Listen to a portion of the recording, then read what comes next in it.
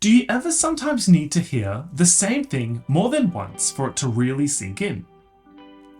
Well, perhaps that is why Psalms 14 and 53 are almost identical, nearly every word the same. That kind of repetition isn't accidental, it draws our attention. So, what is the truth being emphasized here? What is so important that it needs to be said twice? Today we are digging into these two Psalms and what they reveal about the human heart and the hope we can find in the middle of a broken world. Hi everyone, welcome back to Visual Scriptures. If you're new here, my name is Mark, and on this channel I combine my love for God and filmmaking together to share His word with others. Over the last few videos, we have been exploring the book of Psalms, deconstructing the individual Psalms and seeing how they can relate to our lives today. In doing so, we have been looking at the deeper meanings we can often miss with our 21st century perspectives. Before we unpack Psalms 14 and 53, let's take a moment to compare them. At first glance, they are nearly identical, almost word for word. But a closer look reveals a few subtle differences that might explain why both are included in the book of Psalms. Firstly, the titles. Psalm 14 is simply of David. Psalm 53, on the other hand, adds musical notes, according to Mahalath and a Maskil. That's led some to think that perhaps these were used in different worship settings, like two versions of the same song. Second, the way they refer to God is different. Psalm 14 uses God's personal covenantal name, what some might call Yahweh. This is shown in English Bibles as Lord in capital letters. Psalm 53 uses Elohim, a more general term. That could mean that Psalm 14 is more personal or focused on Israel, while Psalm 53 is more broad or takes a broader view. Third, there's a small but subtle difference in verse 5, but we'll come back to that one later. So, why are both Psalms in the Bible? Well, there are a few theories. One view, as I mentioned before, is that they are alternative versions for different worship contexts. Others suggest that Psalm 53 was adapted from Psalm 14 for a different time or purpose, possibly shifting the focus from God's relationship with Israel to humanity as a whole. It's also possible that one was restored from a damaged text, or both came from an alternative oral version. Whatever the case may be, the message is clear. The core theme of these two Psalms was considered important enough to be repeated. So, what is that message? Both Psalms open with a bold critique of humanity. The fool says in his heart, "There is no God." They are corrupt, and their ways are vile.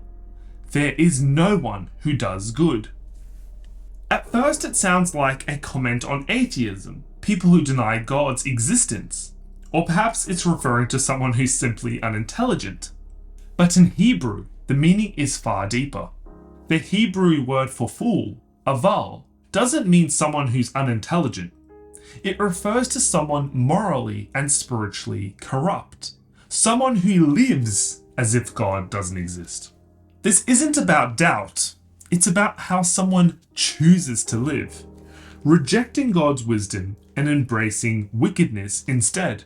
We see this idea clearly in 1 Samuel 25. In the story of a man literally named Nabal, or as it's more commonly translated in English translations as Nabal. True to his name, Nabal acted disrespectfully and foolishly towards David, and ended up facing serious consequences as a result. Back to the Psalms, notice how in verse 1, the fool says that there is no God in his heart. In Hebrew thought, the heart is the center of your will, where you make decisions.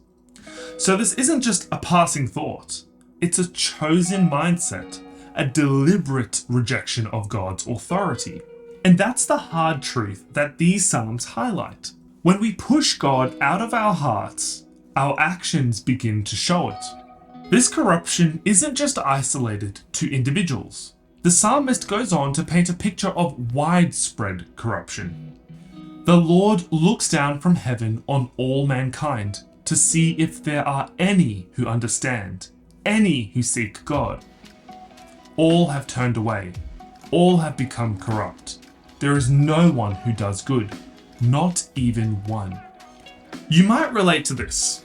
Maybe you've looked around at the news, your workplace, or even your own heart, and felt like the world has lost its way, like things are falling apart. Verse 4 puts it starkly. Evildoers devour God's people like bread. It's a grim picture. Evil has become so ordinary, routine, and in a world like that, it's easy to feel hopeless and alone. But the Psalms don't leave us there. As with so many of the Psalms, there's a turn, a shift from despair to hope. Do all these evildoers know nothing? But there they are, overwhelmed with dread, for God is present in the company of the righteous. You evildoers frustrate the plans of the poor, but the Lord is their refuge. Psalm 53 puts it slightly differently, highlighting that even if it looks like the evil are prosperous, their lives will be their downfall. They will stress when there is nothing to stress about, and God will ultimately put an end to them. But there they are, overwhelmed with dread, where there is nothing to dread. God scattered the bones of those who attacked you. You put them to shame, for God despised them. In both versions, the message is clear. God sees. He is with the righteous. And even when evil seems to be winning, justice is on the way. Evil does not get the final say. Both Psalms end with longing and anticipation, a deep hope for salvation for all of God's people. Oh, that salvation for Israel would come out of Zion. When the Lord restores his people, let Jacob rejoice and Israel be glad. So what can we take away from Psalms 14 and 53? First, a challenge to examine our hearts and the way we live. Most of us watching this video wouldn't openly say that there is no God, but do our actions reflect his presence in our lives? Sometimes we prioritize success, career, comfort, or convenience above God's commands. Sometimes we act selfishly in our actions. Sometimes we compartmentalize our faith, keeping it for church on the weekend and ignoring it throughout the week. We might approach major life decisions by relying on our own understanding rather than seeking God's wisdom. In small, everyday choices, we can subtly live as if God doesn't matter. But we are called to more. As James 2:26 reminds us, as the body without the spirit is dead, so faith without deeds is dead. So ask yourself, am I living like God is real? Do my actions reflect his presence in my life? The second big lesson from these Psalms is about trust. Even when the world seems dark, even when evil feels unchecked, even when sometimes God seems silent, he has not abandoned us. These Psalms assure us that God is present and he sees the wickedness, and his salvation and restoration are certain. That gives us hope. That gives us courage to live faithfully, even when the world around us doesn't. And maybe that's why these Psalms are repeated, because this message about faith, foolishness, and hope is one we need to hear more than once. It's a message that perhaps we are prone to forget. We need to be reminded that God sees and that He has not abandoned us, and that how we live still matters. In a world that often feels dark or chaotic, this truth is one that is worth hearing more than once. It's a warning, yes, but also a reassurance, a call to live wisely, and a promise that God is not silent, even when it feels like He is. That's all for today. Thanks so much for watching. If this video encouraged you or helped you see the Psalms in a new light, give it a thumbs up and share it with someone you think who might need it.